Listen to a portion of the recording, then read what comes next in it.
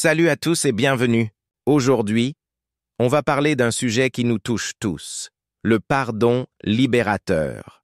Vous savez, cette capacité à lâcher prise qui peut littéralement transformer notre vie. Le pardon, c'est comme un muscle qu'il faut exercer. Plus on le pratique, plus il devient naturel. Mais pourquoi est-ce si important de pardonner? Imaginez un instant que vous portez un sac à dos rempli de pierres.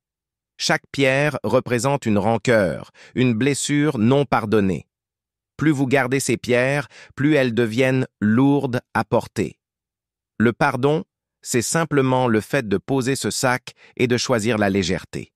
Quand on garde de la rancune, c'est comme si on buvait du poison en espérant que l'autre personne tombe malade. La seule personne qu'on blesse vraiment, c'est nous-mêmes. Le pardon n'est pas un cadeau qu'on fait à l'autre, c'est un cadeau qu'on se fait à soi-même. Dans la tradition spirituelle, le pardon occupe une place centrale. Prenez l'exemple de Jésus qui nous invite à pardonner non pas 7 fois, mais 70 fois 7 fois. C'est une invitation à faire du pardon un mode de vie, une attitude du cœur. Maintenant, comment pardonner concrètement? Commençons par la première étape, reconnaître sa blessure. Il ne s'agit pas de minimiser ce qu'on a vécu, mais de regarder la situation en face. C'est comme nettoyer une plaie. Ça peut faire mal sur le moment, mais c'est nécessaire pour guérir. Ensuite, il faut accepter ses émotions. La colère, la tristesse, la déception, tout cela est normal et légitime. Ces émotions sont comme des vagues. Il faut les laisser passer sans s'y noyer. La décision de pardonner vient après. C'est un choix conscient, parfois quotidien.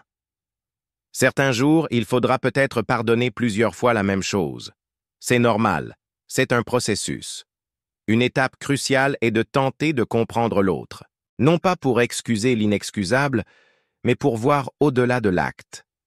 Chacun porte ses propres blessures, ses propres combats. Vient ensuite le moment de libérer la rancune. C'est comme ouvrir les fenêtres d'une pièce fermée depuis trop longtemps. L'air frais entre, la lumière revient. N'oubliez pas de vous pardonner à vous-même. Souvent, on est son propre juge le plus sévère. La bienveillance doit aussi s'appliquer à soi-même. La dernière étape est de cultiver la paix intérieure. Par la prière, la méditation, ou simplement en prenant soin de soi. J'ai rencontré tant de personnes qui témoignent que le pardon a transformé leur vie. Certains écrivent des lettres qu'ils ne posteront jamais, d'autres pratiquent des rituels de libération. L'important est de trouver ce qui résonne avec vous. Le pardon est un voyage, pas une destination. Prenez votre temps, soyez patient avec vous-même. Chaque petit pas compte. Si cette vidéo vous a parlé, n'hésitez pas à la partager et à vous abonner pour plus de contenu sur le développement personnel et spirituel. Laissez-moi un commentaire pour partager votre expérience avec le pardon. Prenez soin de vous et à bientôt pour une nouvelle vidéo.